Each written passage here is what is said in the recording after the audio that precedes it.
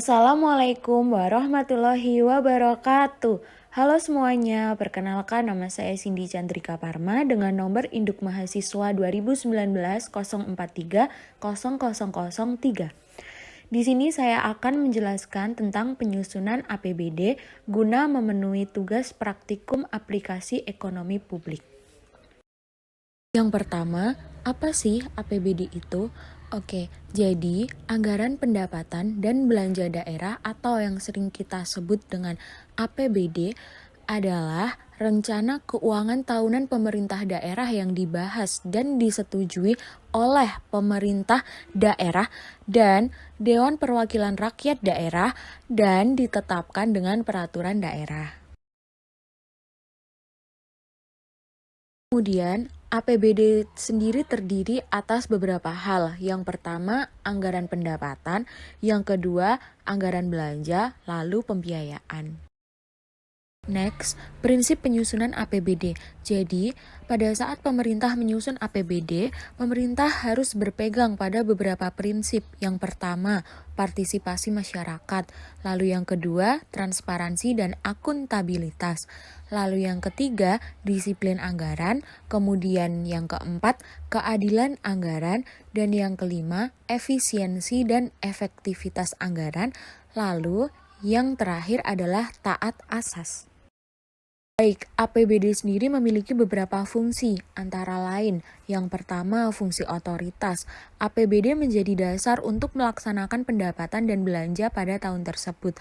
Kemudian yang kedua, fungsi perencanaan. APBD menjadi pedoman bagi manajemen dalam merencanakan kegiatan tahun tersebut. Yang ketiga, fungsi pengawasan, yaitu menjadi pedoman untuk menilai apakah kegiatan penyelenggaraan pemerintah sudah sesuai dengan ketentuan yang ditetapkan. Kemudian yang keempat, fungsi alokasi. APBD harus diarahkan untuk menciptakan lapangan kerja atau mengurangi pengangguran dan pemborosan sumber daya serta meningkatkan efisiensi dan perekonomian.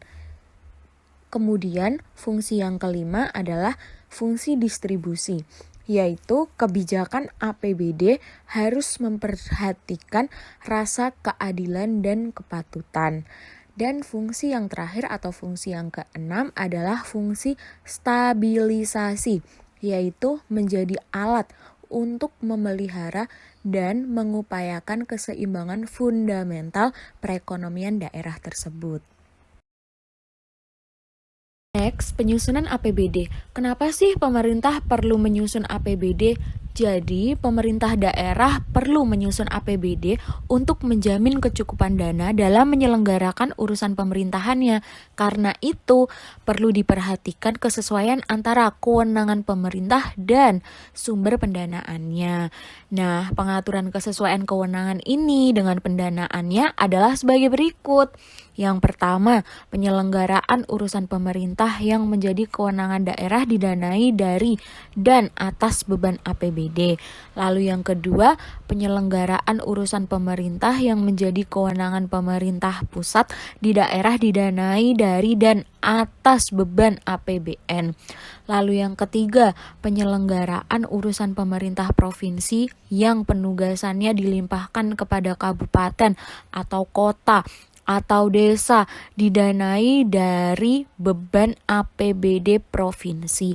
Lalu yang keempat, penyelenggaraan urusan pemerintahan kabupaten atau kota yang penugasannya dilimpahkan kepada desa didanai dari beban APBD kabupaten atau kota. Oke, next, tahapan penyusunan rancangan APBD. Yang pertama, Rencana Kerja Pemerintah Daerah atau yang sering kita sebut RKPD. Penyusunan APBD berpedoman kepada rencana kerja pemerintah daerah. Karena itu, kegiatan pertama dalam penyusunan APBD adalah penyusunan rencana kerja pemerintah daerah atau RKPD. Pemerintah daerah menyusun RKPD yang merupakan penjabaran dari rencana pembangunan jangka menengah daerah atau yang sering kita sebut dengan RPJMD dengan menggunakan bahan dari Renja SKPD untuk jangka waktu 1 tahun yang mengacu kepada rencana kerja pemerintah pusat. Lalu yang kedua, kebijakan umum APBD. Setelah rancangan kerja pemerintah daerah ditetapkan, pemerintah daerah perlu menyusun kebijakan umum APBD atau KUA serta prioritas dan plafon anggaran sementara atau yang sering disebut PPAS yang menjadi acuan bagi satuan kerja perangkat daerah atau SKPD dalam menyusun rencana kerja dan anggaran atau RKA untuk SKPD seperti itu. Lalu yang ketiga, prioritas plafon anggaran sementara. Nah, jadi prioritas dan anggaran plafon sementara ini berdasarkan KUA yang telah disepakati, pemerintah daerah menyusun rancangan prioritas dan plafon anggaran sementara atau PPAS. Rancangan PPAS tersebut disusun dengan tahapan sebagai berikut. Jadi yang pertama, menentukan skala prioritas untuk urusan wajib dan urusan pilihan. Kemudian yang kedua, menentukan urutan program untuk masing-masing urusan. Dan yang ketiga, menyusun plafon anggaran sementara untuk masing-masing program. Nah, lalu yang keempat, setelah selesai membuat prioritas plafon anggaran sementara, pemerintah membuat rencana kerja dan anggaran SKPD atau yang sering disebut RKA SKPD. Nah, jadi, berdasarkan nota kesepakatan yang berisi KUA dan PPAS, TAPD menyiapkan rancangan surat edaran kepala daerah tentang pedoman penyusunan RKA SKPD sebagai acuan kepala SKPD dalam menyusun RKA SKPD.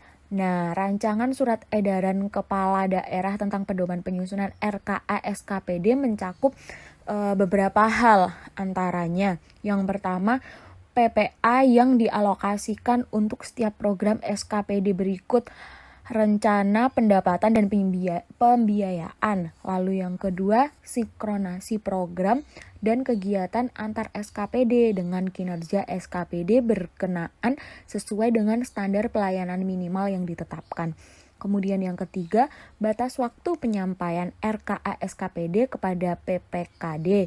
Lalu yang keempat, hal-hal lainnya yang perlu mendapatkan perhatian dari SKPD terkait dengan prinsip-prinsip peningkatan efisiensi, efektivitas, transparansi, dan akuntabilitas penyusunan anggaran dalam rangka pencapaian prestasi kerja. Lalu yang kelima atau yang terakhir adalah dokumen sebagai lampiran meliputi KUA, PPA, kode rekening APBD, kemudian format RKA SKPD, analisis standar belanja, dan standar satuan harga. Nah, kemudian pemerintah menyiapkan rancangan Perda APBD. Nah, ini berdasarkan RKA SKPD yang telah disusun oleh SKPD, dilakukan pembahasan penyusunan Raperda oleh TAPD. Pembahasan oleh TAPD dilakukan untuk menelaah kesesuaian antara RKA SKPD dengan KUA PPA perakiraan maju yang telah disetujui tahun anggaran sebelumnya dan dokumen perencanaan lainnya serta capaian kerja, indikator kerja, kelompok sasaran kegiatan, kemudian standar analisis belanja, lalu standar satuan harga, standar pelayanan minimal, serta sinkronisasi program dan kegiatan antar SKPD. Lalu yang terakhir adalah Perda APBD. Nah, setelah melewati tahapan penyusunan rancangan APBD, tahapan yang terakhir adalah penetapan APBD. Jadi, dalam penetapan APBD meliputi 3 hal. Yang pertama, penyampaian dan pembahasan Raperda tentang APBD. Lalu setelah itu, masuk pada evaluasi Raperda tentang APBD dan rancangan peraturan kepala daerah tentang penjabaran APBD. Setelah disetujui, kemudian yang ketiga barulah penetapan Perda tentang APBD dan Peraturan Kepala Daerah tentang Penjabaran APBD. Baik, teman-teman, sekian penjelasan dari saya. Kurang lebihnya mohon maaf. Wassalamualaikum warahmatullahi wabarakatuh. Terima kasih.